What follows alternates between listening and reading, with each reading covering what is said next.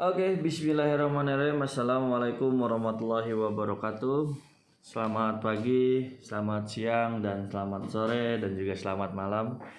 Artinya adalah selamat hari ini, hari Jumat. Alhamdulillah hari ini kakak akan membagikan materi tentang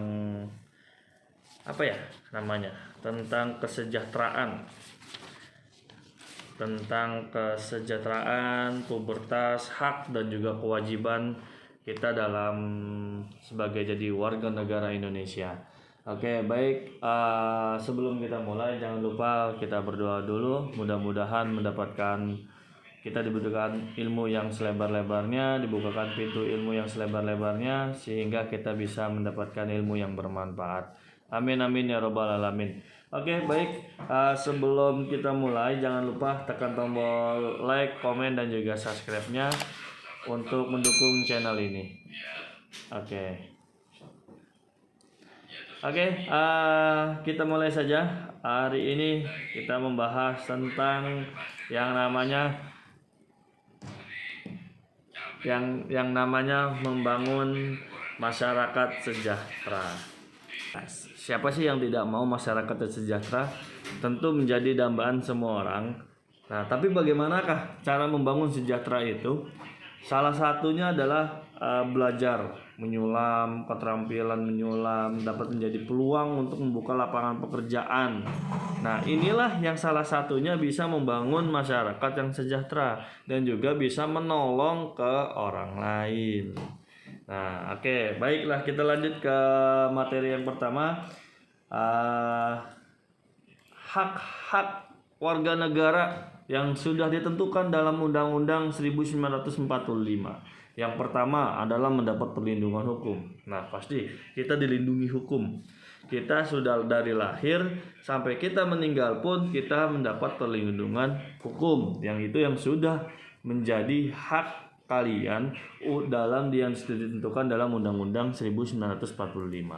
Nah, yang kedua, mendapat pekerjaan dan penghidupan yang layak. Nah, ini sudah menjadi hak kamu untuk hidup di dunia ini, sudah mendapatkan haknya, mendapatkan pekerjaan, mendapatkan kehidupan yang layak. Itu adalah hak kamu untuk bisa berkembang di masa depan ini. Oke, yang ketiga itu adalah ikut serta dalam upaya bela negara. Nah, hak bela negaranya apa? Contoh, pemerintah membuatkan keputusan yang menyimpang, keputusan yang tidak kamu serak, kamu bisa membelanya, kamu bisa memprotesnya, dan juga yang lain-lainnya. Atau misalnya ada peperangan, kamu bisa membela, itu hak kamu. Nah, yang keempat itu kemerdekaan berserikat dan berkumpul serta mengeluarkan pikiran. Kamu boleh berpendapat karena kamu adalah bisa mendapatkan dengan cara musyawarah. Yang selanjutnya adalah kemerdekaan memeluk agama, beribadat menurut agama dan kepercayaan masing-masing. Yang selanjutnya ikut serta dalam usaha pertahanan dan keamanan negara. Nanti kita akan bahas lebih mendalam materinya. Yang selanjutnya adalah mendapat pendidikan. Nah, contohnya kamu sekarang siswa-siswi SDN Lengkong Gudang mendapatkan pendidikan dari kelas 1 sampai kelas 6. Dan ingat, di undang-undang tersebut pun dan juga pemerintah sudah mencanangkan adalah pendidikan kamu itu sudah ditanggung sampai dengan 12 tahun.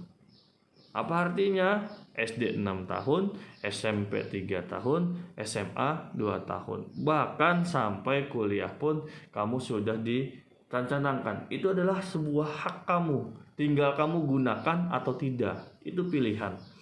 Nah, yang selanjutnya adalah bebas memelihara dan mengembangkan nilai-nilai budaya nasional. Nah, terus yang selanjutnya memanfaatkan sumber daya alam.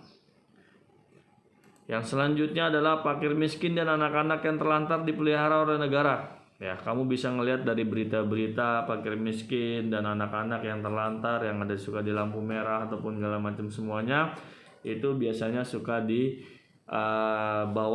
oleh aparat untuk dipelihara oleh negara, bukan dipelihara kayak hewan ya. Artinya adalah dikasih tempat yang layak, dikasih tempat di rumahnya segala macam semuanya untuk dibantuin oleh negara. Itu adalah hak kamu sebagai warga negara. Yang selanjutnya adalah memperoleh fasilitas pelayanan kesehatan. Jelas. Yang pertama, kamu ada puskesmas, ada rumah sakit, itu sudah mendapatkan pelayanan dari sebuah negara Indonesia, hak kamu untuk menggunakannya. Yang selanjutnya memilih kewarganegaraan. Contoh, si A mau pindah ke Brazil. Nah, kamu mau pindah, itu ada boleh, karena itu adalah hak kamu memilih kewarganegaraan. Oke, yang selanjutnya yang kita akan bahas adalah manfaat pemenuhan hak sebagai warga negara. Apa sih? Nah, jadi setiap warga negara Indonesia itu mempunyai hak dan juga kewajiban yang sama. Hak dan kewajibannya harus dilakukan secara imbang. Maksudnya, jangan kamu meminta hak saja, tapi kewajibannya tidak dilakukan. Apa kewajiban kamu? Contoh, jangan jauh-jauh. Kewajiban kamu seorang pelajar adalah harusnya belajar. Itu adalah kewajiban. Jangan sampai kamu meminta hak terus. Minta ini, minta B, minta C, minta D. Tapi kewajibannya tidak dipenuhi. Contoh kayak di rumah, kita ambil contoh di rumah. Kamu meminta uang sama orang tua, itu adalah memang hak kamu, benar. Itu adalah karena orang tua berkewajiban untuk memenuhi kebutuhan kamu selama kamu hidup, benar. Tapi itu adalah hak terus yang dipinta. Tapi kewajibannya, coba kewajiban di rumah kamu adalah apa? Membantu orang tua, terus membantu ibu, membantu bapak. Pernahkah kamu melakukannya? Pasti jarang-jarang. Nah, itu jadi hak dan juga kewajiban itu harus dilakukan secara seimbang dan juga bersamaan. Nah, salah satunya adalah tadi yang di rumah ya, yang sekarang di sekolah. Hak kamu di sekolah adalah mendapat pengajaran, mendapat penjelasan dari guru-guru. Nah, kewajiban kamu apa? Kewajiban kamu harus masuk, kewajiban kamu harus hadir, kewajiban kamu harus belajar. Nah, yang selanjutnya bisa juga tuh pemenuhan dalam mendapatkan pekerjaan dan penghidupan yang layak bagi kemanusiaan. Ya, itu sebagai contoh hak dan juga kewajiban yang harus kamu lakukan supaya seimbang. Jangan sampai kamu seimbang. Oke, selanjutnya. Ini pemenuhan atas hak dan perlindungan hukum. Jangan sampai kamu minta perlindungan terus, tapi kamunya tidak taat dengan hukum. Oke, yang selanjutnya, pemenuhan hak atas peroleh fasilitas pelayanan kesehatan sangat bermanfaat dalam menciptakan kesejahteraan umum. Jelas, karena siapa sih yang mau sakit? Nah, mudah-mudahan kita diberikan kesehatan. Yang selanjutnya, materi selanjutnya adalah upaya menjaga keutuhan NKRI. Nah, jadi jangan sampai kamu meminta hak terus sama negara, tapi kamu menjaga keutuhan NKRI-nya tidak ada. Tumbuhkan di jiwa kamu NKRI, harga mati. Kalau harga hidup bisa berubah-berubah. Nah, yang pertama yang harus kamu lakukan adalah berani. Nah, apa artinya dia berani? Berani ini dalam bertindak dan mengambil keputusan secara tepat dan benar. Sikap pantang menyerah, menghadapi kegagalan dan berupaya keberhasilan. Nah, ini harus kamu tanamkan dalam diri kamu. Contoh, yang paling contoh itu adalah satu, berani atau tidak kamu mengakui kesalahan yang dilakukan. Contoh, kamu menabrak. Contoh, kamu berantem dengan teman kamu. Kamu berani atau tidak mengakui itu? Nah, kalau kamu berani, berarti kamu itu adalah supaya salah satu menjaga keutuhan NKRI. Maksudnya apa? Kalau kamu tidak mengakuinya, berarti kamu mengadakan permusuhan antara kamu dan juga teman kamu. Contohnya seperti itu. Nah, yang selanjutnya, rela berkorban. Apa sih rela berkorban ini? Biasanya rela berkorban ini adalah suka bisa merugikan bagi yang melakukannya. Artinya, kalau kamu lakukan tanpa ikhlas, kepercayaan dan juga semangat, ya itu akan sia-sia. Tetapi kalau kamunya ikhlas, kepercayaan dan juga semangat, menjadi keuntungan buat kamu. Contohnya nih, kamu saling tolong menolong antara sesama manusia yang lagi kesusahan. Artinya adalah kamu sedekah. Merugikan bagi kamu karena kamu harus mengeluarkan. Kalau kamunya ikhlas, kamunya kepercaya dan juga kamunya semangat untuk membantu orang lain, insya Allah itu menjadi keuntungan buat kamu. Tapi sebaliknya, kalau kamu tidak ikhlas, maka itu menjadikan kerugian buat kamu sendiri. Paham ya? Yang selanjutnya adalah membela kebenaran dan keadilan. Nah, membela kebenaran dan keadilan ini adalah untuk memajukan yang merata dan juga keadilan sosial, menolong orang yang lain yang membutuhkan, jangan sampai membedakan. Kan ada suka tuh yang ada gambar-gambar ya, yang suka ada gambar-gambar nonton jangan jauh-jauh dah, ada gambar-gambar yang membagikan uang kepada anaknya. Ingat, kamu dan juga kakak kamu ataupun adik kamu pasti akan ada yang berbeda. Apa yang berbeda?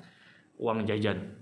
Belum tentu kakaknya, adiknya lagi dibaginya sama semua. Contoh, dalam satu keluarga dia mempunyai anak 3. Yang satu sudah SMA, yang satu sudah SMP, yang satu masih SD. Nggak mungkin uang jajannya sama semua, 5.000 semua. Pasti ada perbedaan. Kenapa bisa perbedaan? Kebutuhan di SMA belum tentu sama dengan yang SMP. Yang SMP belum tentu dengan sama yang di SD. Pasti orang tua memberikan yang berbeda. Contoh, yang SMA uang jajannya 20.000, yang SMP uang jajannya 10.000, yang SD uang jajannya 5.000. Itu disebut dengan keadilan. Jadi jangan sampai kamu iri dengan kakak kamu atau adik kamu dan juga yang lainnya. Paham di sini?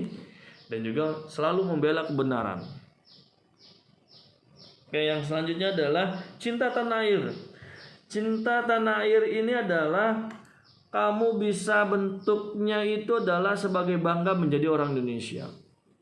Orang mana kamu? Indonesia. Yang begini-begini ya? Nah, salah bang, salah om. Indonesia itu kamu jelaskan. Indonesia tuh kuat. Indonesia tuh maju. Kalau ada yang ngejelekin, nah kamu harus cinta. Seperti kamu cinta dengan hal apa yang kamu inginkan. Kamu ingin mainan itu kalau dirusak gimana? Kamu pasti marah. Pasti kamu ngomel. Kamu pasti marah dan juga tidak mau ngomong dengan orang yang rusaknya sebut. Sama. Indonesia ada yang dijelek-jelekin segala macam semuanya sama. Kamu berhak memberontaknya. Makanya ini upaya untuk menjaga keutuhan NKRI. Nah, yang selanjutnya adalah berjiwa besar. Nah, nih berjiwa besar ini adalah yang pertama menonjolkan kejujuran. Itu salah satu jiwa yang besar. Dan juga jiwa yang besar selanjutnya adalah keberanian. Buat apa jujur? Beraninya tidak ada. Yang selanjutnya adalah perjuangan. Nah, bagaimana upaya menjaga keutuhan NKRI bagi siswa? Itu adalah belajar dengan sungguh-sungguh, selalu masuk dan tidak pernah bolos. Itu adalah salah satu menjaga keutuhan NKRI untuk siswa. Oke. Yang selanjutnya yang kita akan bahas adalah masa pubertas. Nah, ini kakak akan cerita dulu dikit. Nah, kakak baca dulu. Ahmad memiliki kakak sepupu laki-laki yang bernama Usman. Wajah keduanya hampir mirip atau samalah, tetapi usianya berbeda. Usman lebih tua daripada Ahmad. Kumis Usman mulai tumbuh, sedangkan kumis Ahmad belum tumbuh. Secara Usman lebih besar daripada suara Ahmad. Jakun Usman tampak besar. Itulah perbedaan Usman yang sudah masuk masa pubertas dengan Ahmad yang masih anak-anak. Apakah sajakah perbedaan masa anak-anak dan masa pubertas? Nanti kita akan bahas. Nah, yang selanjutnya ada yang kedua. Usman sering main ke rumah Ahmad. Mereka sering bermain bersama. Mereka juga berbincang banyak hal, mulai pelajaran di sekolah sampai acara televisi yang mereka tonton. Mereka tampak seperti kakak adik yang rukun. Secara fisik terdapat perbedaan antara Usman dan Ahmad. Nah, masa pubertas sedangkan Ahmad masih anak-anak. Oke, kita akan bahas yang pertama. Nih, kalau masalah pubertas. Nah, kita sebelum masa pubertas itu adalah kita lihat dulu perkembangan manusia. Perkembangan manusia itu terjadi ada beberapa hal. Nah, dari cerita tadi ada beberapa tahapan perkembangan manusia. Apa yang pertama? Tadi kan cuma anak-anak sama dewasa. Nah, yang pertama itu adalah dari lahir, balita atau bayi. Itu yang pertama. Itu adalah masa perkembangan manusia. Pertama bayi. Yang kedua itu adalah masa kanak-kanak. Yang ketiga itu adalah masa remaja. Yang keempat itu masa dewasa. Dan yang terakhir adalah masa tua. Nah, yang akan kita bahas adalah cuma cukup anak-anak dan juga remaja. Dewasa dan tua nanti kita akan bahas sedikit aja. Oke, yang selanjutnya, yang pertama kita bisa lihat masa anak-anak itu terjadi 5-12 tahun. Nah, masa remaja bisa terjadi di 10 hingga 12 dan berakhir pada usia 18 atau hingga sampai 22 tahun. Masa dewasa ya berarti di atas itu sampai kurang lebih umur 55-an. Nah, masa tua ya sudah tua-tua berarti. Nah, jadi setelah tua baru masa perkembangan manusia menjadi akhirnya. Di masa tua itu sudah tidak ada masa terakhir lagi. Nah, selanjutnya pada anak-anak yang sudah memasuki usia remaja akan yang terjadi yang namanya pubertas. Apa itu pubertas? Kita jelas sedikit aja. Pubertas itu adalah tanda anak yang sudah memasuki masa remaja dengan mengalami berbagai perubahan, terutama dalam fisiknya. Nah, Kak, saya umurnya 11 tahun, 12 tahun nih sekarang. Berarti saya udah masa pubertas. Benar. Umur yang 10-12 tahun atau bisa yang lebihnya itu sudah memasuki masa pubertas. Apa artinya? Masa yang mengalami sebuah perubahan terutama fisiknya. Nah, apa yang terjadi jadi fisiknya yang beda-beda? Satu yang bisa kakak jelasin adalah kamu akan berbeda dari segi bobot. Apa bobot? Berat badan. Nah, kenapa berat badan? Satu, lihat kamu timbang. Timbangan kamu sekarang 50 apa 60? Atau 40? Nah, itu adalah sebuah perubahan fisik yang disebutnya. Yang kedua, yang selanjutnya adalah tinggi.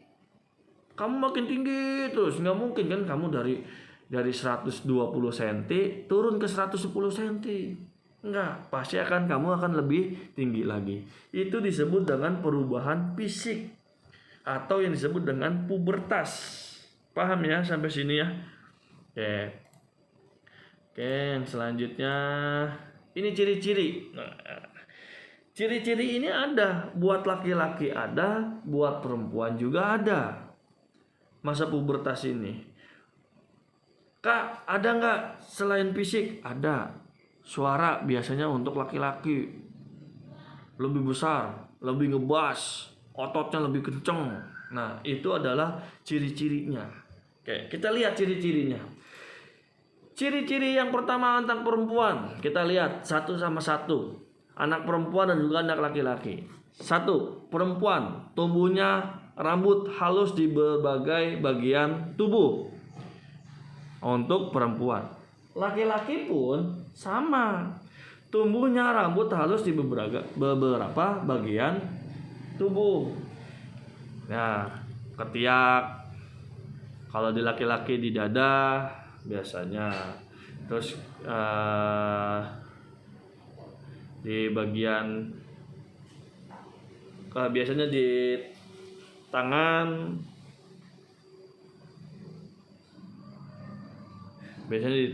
dan segala macam. Nah, yang selanjutnya adalah perempuan. Biasanya perempuan itu kalau sudah masuk pubertas itu adalah suaranya menjadi melengking. Pokoknya bagus. Kalau yang biasanya kan kalau masih anak-anak kan suaranya cuman itu aja, teriak kenceng tapi nggak melengking. Tapi kalau perempuan kalau sudah masuk ciri-ciri pubertas suaranya udah melengking, itu sebut dengan sudah masuk ke masa remaja. Nah, yang selanjutnya, kalau anak laki-laki menjadi suaranya besar, ngebos. Oh, ngapain? Yantar. Nah, itu suara laki-laki contohnya. Udah ngebas. Kan kalau masih anak-anak kan suaranya yantar. Kalau yang udah besar, yang ciri-ciri pubertas berarti udah membesar. Oh, bentar dulu. Nah, yang selanjutnya, yang ketiga, kalau anak perempuan itu dadanya mulai membesar. Yang laki-lakinya tumbuh jakun.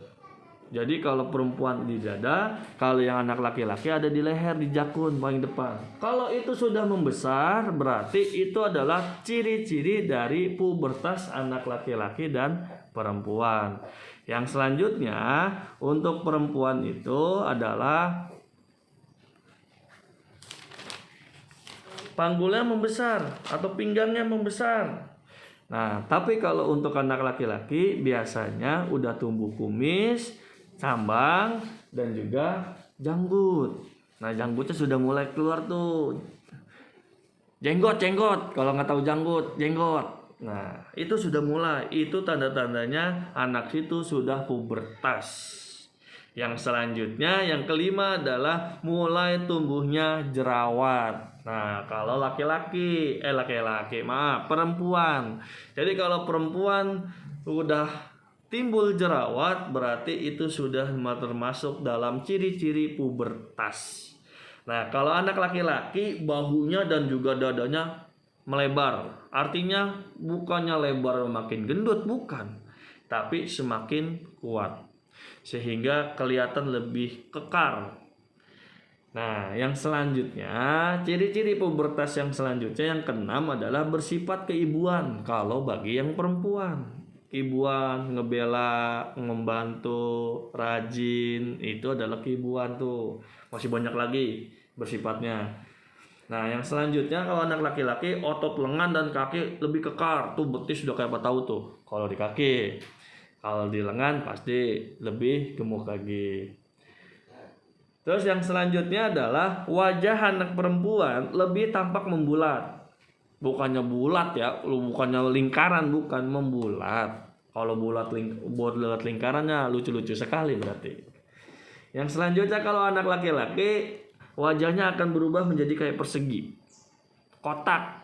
Lihat, kamu bisa ngelihat. Kalau kamu nggak percaya, lihat aja ke kaca. Kalau muka kamu kalau kamu wajahnya bulat, oh berarti udah pubertas nih. Kalau laki-laki lihat di kaca nih, kalau wajahnya udah persegi, berarti sudah pubertas. Kak, wajah saya mah bulat, ya berarti kayak SpongeBob, kotak. Anak laki-laki ngeliat di kaca nih, kak saya mah kotak itunya wajahnya, ya udah berarti SpongeBob itu mah. Bercanda. Oke, itulah ciri-ciri pubertas. Kakak yakin mudah-mudahan bisa dimengerti, bisa dipahami, dan bisa kita terapkan. Dan ini menjadikan sebuah acuan kamu, ciri-ciri pubertas.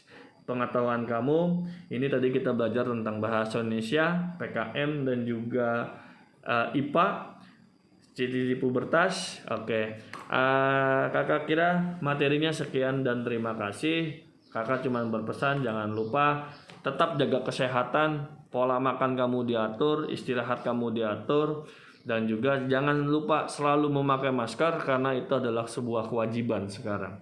Jangan sampai kamu minta hak untuk bisa sehat saja, tapi kewajiban kamu tidak bisa dilakukan. Tadi kan kita sudah belajar hak dan juga kewajiban. Jangan sampai kamu minta hak saja tapi kewajibannya memakai masker tidak. Yang selanjutnya selalu jaga jarak. Jangan lupa selalu jaga jarak. Yang untuk menghindari penularan COVID-19 ini. Mungkin itu saja materi kali ini. Kakak ucapkan banyak terima kasih. Mudah-mudahan bisa dipahami. Kakak mohon maaf apabila ada beberapa kata yang mungkin salah dan juga ada beberapa kata yang menyelimpang. Kakak mohon maaf, itu mungkin kehilapan kakak dan juga kesalahan kakak. Kakak akhiri dengan billahi taufiq wa hidayah. Wassalamualaikum warahmatullahi wabarakatuh. Jangan lupa subscribe, like dan juga komen. Terima kasih. Assalamualaikum warahmatullahi wabarakatuh.